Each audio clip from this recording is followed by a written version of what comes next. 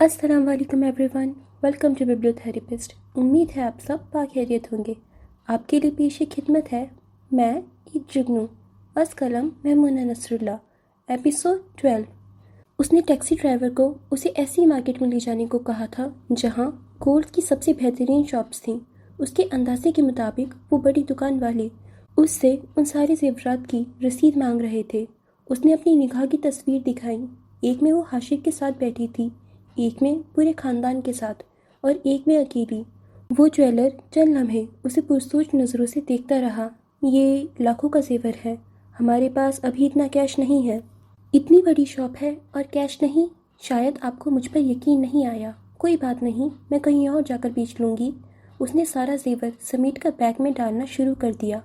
रुके मैडम, ऐसा करें, आधा अभी बेच लें, आधा बाद में बेच दीजिएगा। मैं आपको पहले ही बता चुकी हूँ, मेरे शौहर का वहाँ अफ्रीका में एक्सीडेंट हुआ है। मुझे उनके पास लाजमी जाना है। मेरे पास कैश नहीं है। वहाँ शिफ्टिंग करते हुए सारा कैश इस्तेमाल कर चुके हैं हम। हमें तो उम्मीद थी कि हमारा कारोबार वहाँ चल निकलेगा। नसीब की बात, अब जमा पूंजी भी बेचकर खानी पड़ रही है। ये मेरी सास के खानदानी जेवर है। आप चेक कर चुके हैं, ये कोई आजकल में नहीं बने हुए। मरियम आलम अब मयान से निकली तलवार बन चुकी थी। जो भी उसके करीब आने की कोशिश करता अपना नुकसान करता। कोई एक रात में भी यूँ तब्दील होता है? कोई और होता या ना होता, मरियम आलम तब्दील हो चुकी थी। उसे अब इज्जतदार ज़िंदगी गुजारनी थी। उसकी बला से सब भाड़ में जाएं, और इस ज़िंदगी के लिए अगर झूठ का सहारा लेना पड़ रहा था तो भी उसे शर्मिंदगी नहीं थी। अगर लोग सच को कबूल करने वाले होते तो वो बता देती, मगर एक रात में वो आम लड़की से एक समझदार औरत का रूप धार चुकी थी। और बेवकूफ़ तो वो बस छिपे दुश्मनों को पकड़ने के मामले में थी। जो सामने आकर वार कर रहे थे उनके लिए वो दो-धारी तलवार थी। दुश्मन सामने देखकर तो दिमाग खूब चलता था और बचाव का हर मुमकिन रास्ता सोचती थी।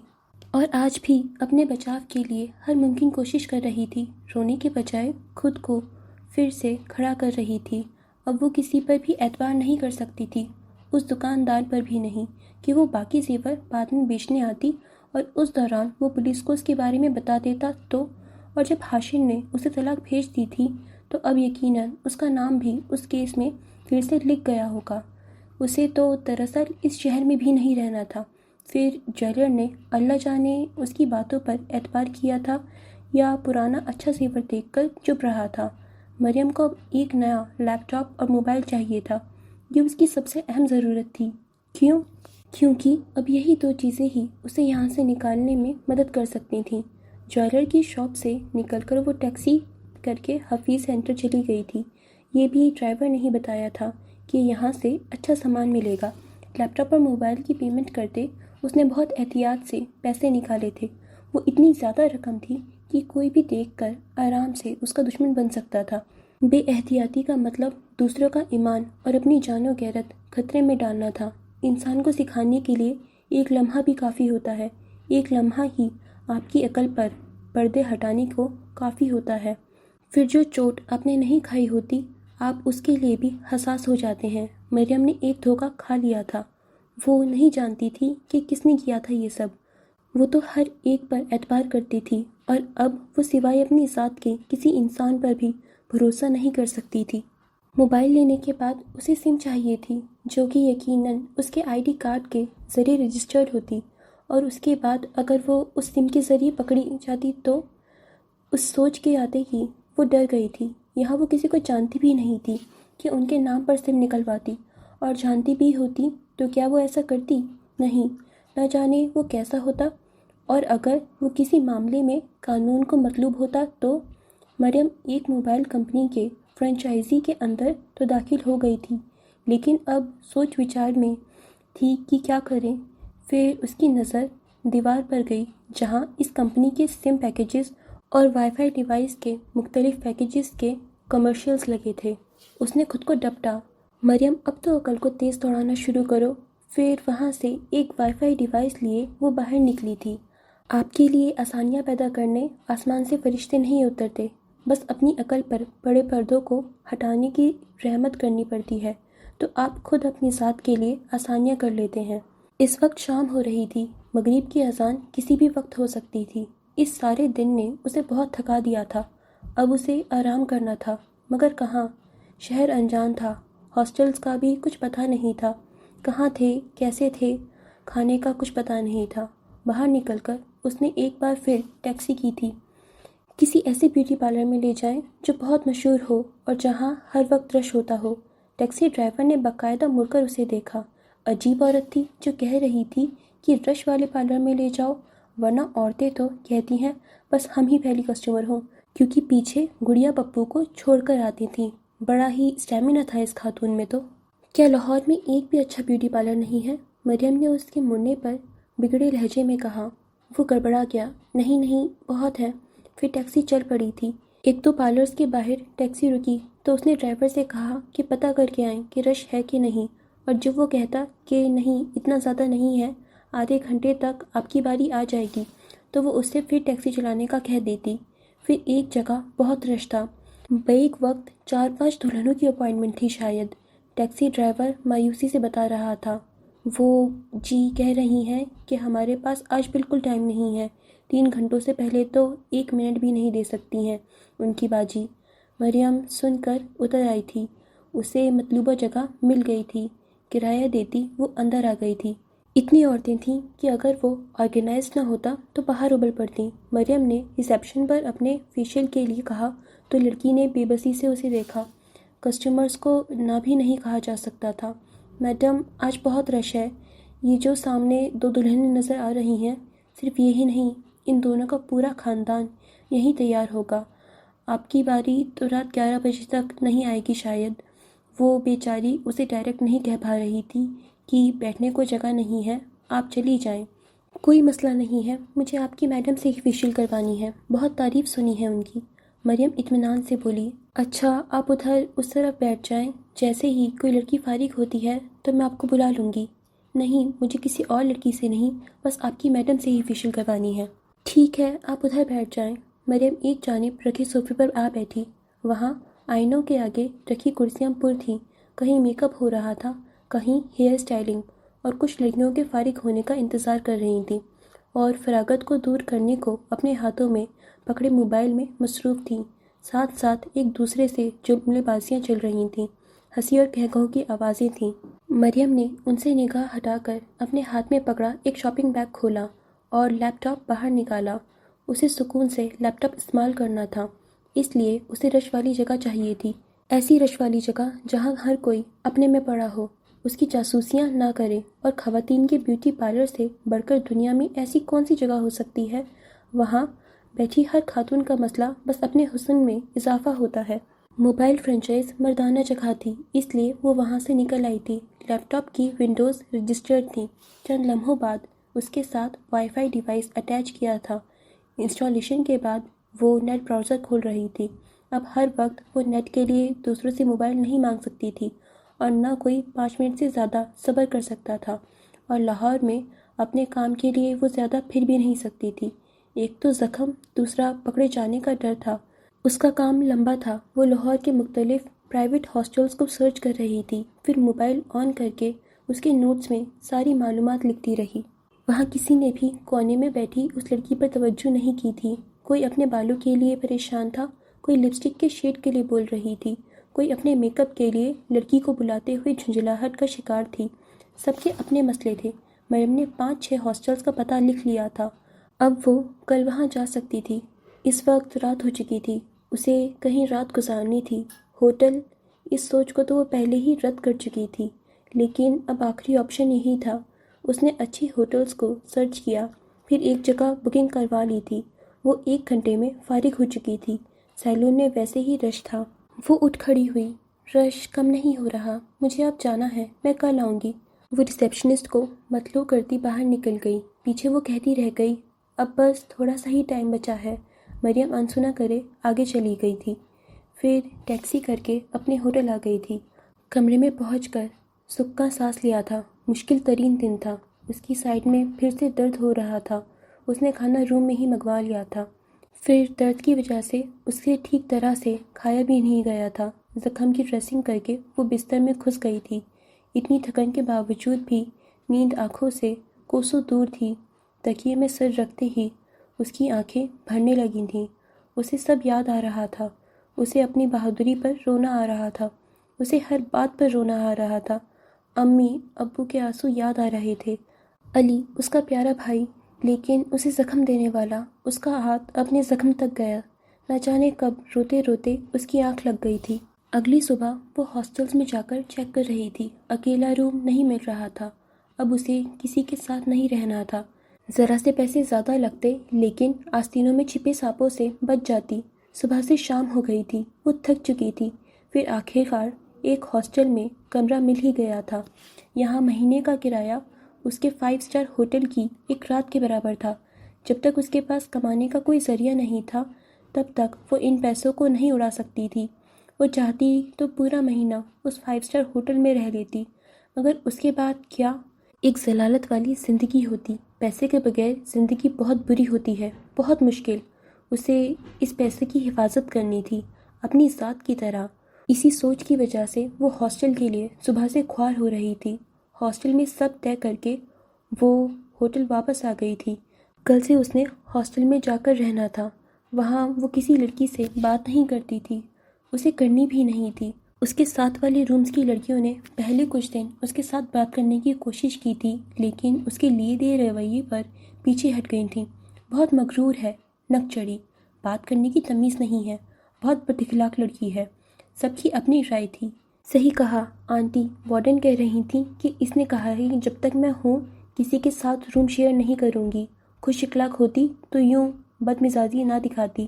ہر شخص دوسروں کے عمل کو اپنے نظریے سے دیکھتا ہے، اور وہ یہ بھی چاہتا ہے کہ وہ جو دوسروں کے بارے میں رائے دے رہا ہے وہ سچ مانی جائے، اس کا کہا معتبر ہو۔ کیوں؟ ہم لوگ اپنے ذوق میں یہ بھی نہیں سوچتے کہ ہر شخص کی زندگی کی کہانی مختلف ہوتی ہے، اس کے اچھے برے رویے کے پیچھے کیا وجہ ہو سکتی ہے، اور اگر کہانی معلوم بھی ہو جائے تو لوگ اس کے لیے بھی کئی جواز دے دیتے ہیں۔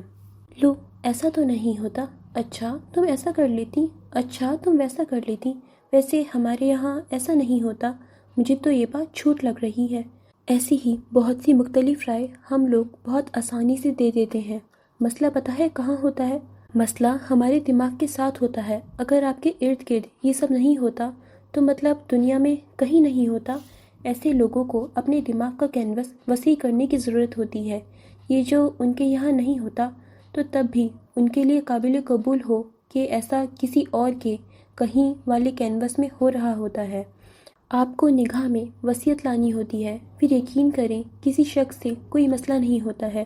ہر شخص قابل قبول لگتا ہے، ہر انسان اچھا لگتا ہے، ہر انسان قابل عزت لگتا ہے۔ مریم کو ان میں سے کسی کی رائے کی بھی ذرا برابر پرواہ نہیں تھی۔ جن خونی رشتوں کے ساتھ ساری عمر رہی تھی، ہر وقت اچھا کہنے والے برے وقت میں برا کہہ کر ساتھ چھوڑ گئے تھے، اس کی بلا سے اب سب بھاڑ میں جاتے۔ اسے پرواہ نہیں تھی، اسے بد اخلاق یا بدتمیز کہا جاتا۔ لوگ ایک دو بار اچھا بولنے پر خوش اخلاق کہتے ہیں، پھر اگر کبھی تندی سے بات کر لی جائے تو ساری زندگی کا اخلاق دھندلا دیا جاتا ہے، اور لوگ یہی یاد رکھتے ہیں کہ آپ نے اس سے برے طریقے سے بات کی ہے۔ آپ کی ایک غلطی پھر سے آپ کو اسی مقام پر لا کھڑا کرتی ہے، تو وہ ایسے لوگوں کی نظروں میں اچھا بننے کے لیے اپنی انرجی ضائع کیوں کرتی؟ اگر ابھی بھی ایسا ہی کرتی تو پھر مریم عالم پر افسوس ہی کیا جا سکتا تھا۔ وہ سارا دن کمرے میں بیٹھ کر مختلف ٹریولنگ ویب سائٹس کو چیک کرتی رہتی۔ جی ہاں، اسے پاکستان میں نہیں رہنا تھا۔ گھر والے اسے ڈھونڈے بغیر چین سے نہیں بیٹھ سکتے تھے، اور کیا پتہ پولیس بھی اس کے پیچھے ہو۔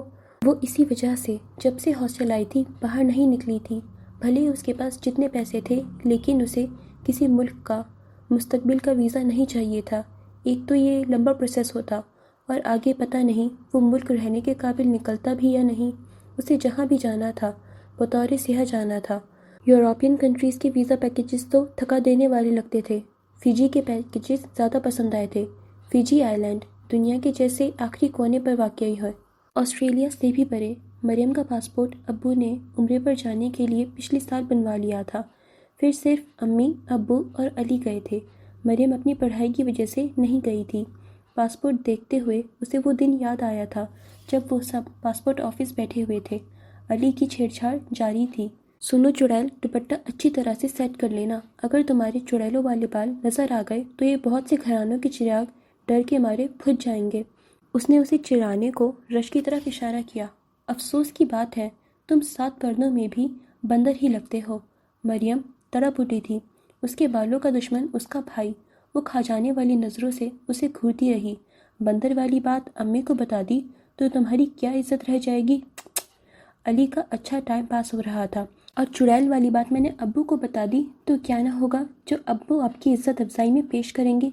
21 तोपों को तो रहने दो, वो भी उसी की बहन थी। मेरी अच्छी बहन मरियम बस बाल चुड़ैलों के मानिंद है, वरना चांद का टुकड़ा हो। अली ने दांत पीसे थे। मरियम के होठ मुस्कुरा उठे थे।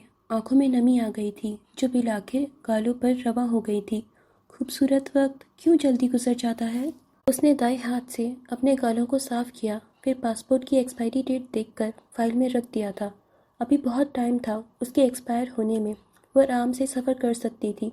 उसने फिजी की 15 दिन की टूर को सिलेक्ट किया था।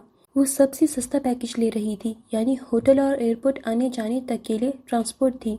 बाकी टूर उसने अपनी मर्ज़ी से करना था। वो जहाँ मर्ज़ी घूमती, जेब के हिसाब से खाना पीना और शॉपिंग करती। वो एक ट्रैवल कंपनी को अपने डॉक्यूमेंट्स सेंड कर चुकी थी। लाहौर से उसने अपनी ज़रूरियात की थोड़ी सी शॉपिंग की थी। 1-2 नए सूट और जूते के जोड़े लिए थे। वो हॉस्टल उसके पुराने हॉस्टल के निस्बत बहुत छोटा था और उसमें लॉन भी नहीं था। बस एक इमारत थी जिसका छोटा सा सहन था, बाकी सारे हिस्से पर बिल्डिंग थी। वो बस इतना बाहर निकलती थी कि अपना खाना लेके कमरे में आ जाती थी। अक्सर कमरे का दरवाज़ा बंद रखती थी। जब कभी उस कमरे में पड़े दम घुटता था तो दरवाज़ा खोल देती थी। उसके कमरे में कोई खिड़की भी नहीं थी, तो घुटन से उसकी सांस तंग पड़ने लगती थी। विज़िट के लिए सारी ज़रूरियात पूरी करने के बाद बिल आखिर उसका विज़िट वीज़ा आ चुका था। इस सारे अमल में 1 से 1.5 माह लग चुका था। मरियम ने बहुत सब्र से इस वक्त का इंतज़ार किया था। आज उसकी लाहौर से फ़्लाइट थी। ज़ाहिरी बात है कि उसकी मंजिल दुनिया के आखिरी हिस्से में थी, तो एक ही फ़्लाइट से जाना मुश्किल था। अमूमन फिजी की फ़्लाइट्स के 2 स्पॉट होते हैं। मरियम ने भी 2 कनेक्टिंग फ़्लाइट्स पकड़नी थी। एयरपोर्ट पर बोर्डिंग के वक्त उसका दिल डूब रहा था, कहीं वो पकड़ी न जाए, कहीं उसका नाम मुल्क की संगीन मुजरिमों में तो शामिल नहीं है। डर ज़रूर था, मगर उसे ये रिस्क लेना था क्योंकि यहाँ भी कुछ नहीं रखा था उसके लिए। खुदा खुदा करके वो बोर्डिंग करवा के आगे चली गई थी। उसे अपनी सरजमीन छोड़ने का दुख हो रहा था, मगर इतना नहीं कि वो रोती रहती। वो आने वाले वक्त से अच्छी उम्मीद लगाए बैठी थी, इसलिए चुप थी।